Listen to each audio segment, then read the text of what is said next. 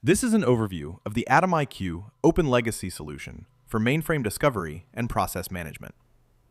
AtomIQ can run directly on the mainframe or off-platform. For this demo, it's installed on the mainframe, which enables direct access to source files for easier and faster analysis. It also supports DB2 for metadata persistence when needed. I'll start by creating a cards demo discovery project.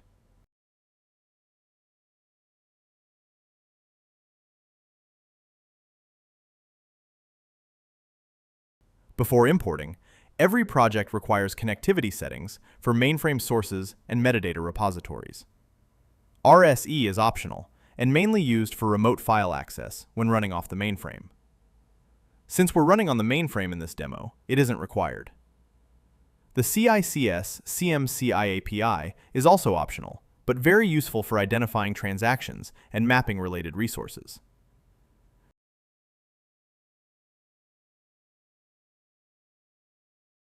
DB2 is used for retrieving table and column metadata.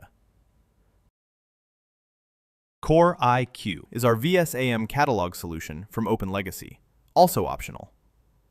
AI capabilities are available as well, providing chat assistance, smart documentation, and intelligent process discovery, but they are not mandatory for the product to work.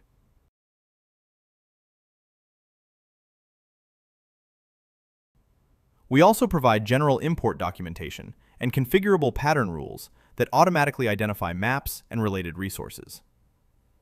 This was my default setup when I started. Now let's begin with importing from CICS. Using CICS gives us the advantage of identifying the root transactions directly. By default, transactions are named after the mainframe transaction and associated program. I'm importing a specific version of the cards demo application, which includes a screen layer, an RPC layer, and DB2 access. All the related transactions begin with the prefix AA. The import is now complete.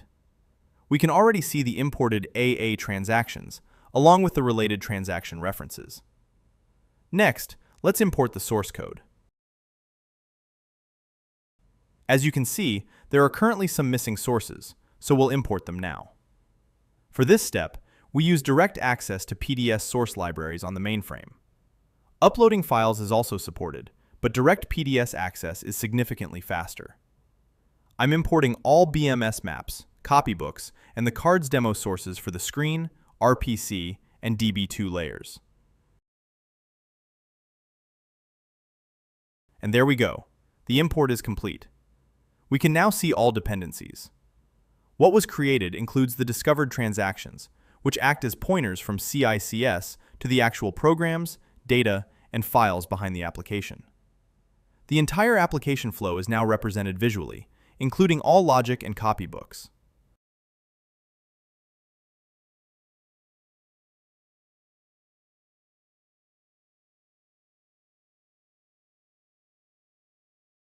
The maps are also automatically classified by type. For example, the system identifies forms, lookups, and other map types using dedicated icons, which becomes very useful later. Looking at the application logic, each component is classified either as a screen or a program. The platform also supports JCL jobs and COBOL batch processing. You can also notice the documentation icon, indicating that the components were automatically documented, even without AI enabled. If AI is enabled, we can generate more advanced documentation automatically. The system creates a high-level summary of what each program does and clearly describes the linkage section when the program is RPC-based.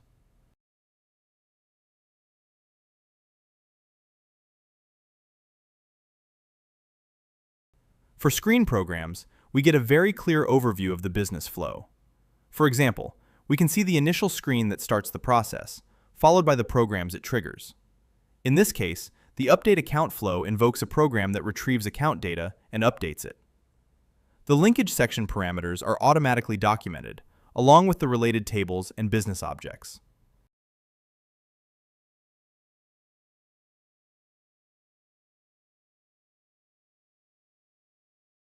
We can also visualize transitions between programs. Even screen COBOL components are technically programs, but they are classified separately as screens. For example, the retrieve account data program performs a select operation on several tables. We can see that it queries card data, account data, and customer data tables. Descriptions can also be added to the tables themselves. Later in the flow, we can also identify update statements and see exactly which tables are modified. At this point, we could save the process, but we'll return to that later. Another useful capability is dead code analysis. Dead code analysis allows us to identify code that is no longer being used. In this example, most unused components are copybooks and maps. We can jump directly to the references and verify whether they are actually used anywhere. Since many of them are not referenced, we can remove them from the graph to create a much cleaner and more focused view.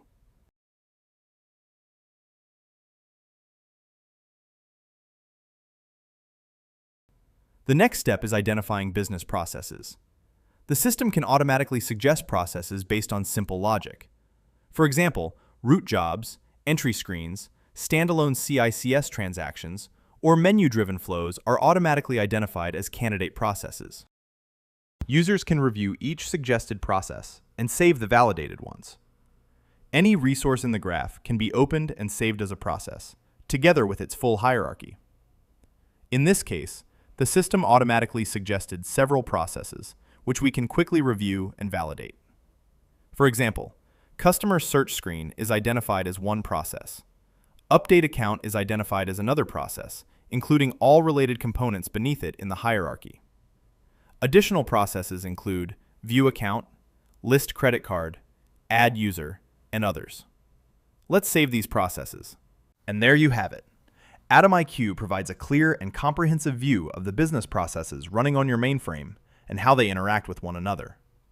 By automatically discovering applications, mapping dependencies, and visualizing process flows, AtomIQ helps teams better understand complex mainframe environments and accelerate modernization initiatives with confidence. Thanks for watching.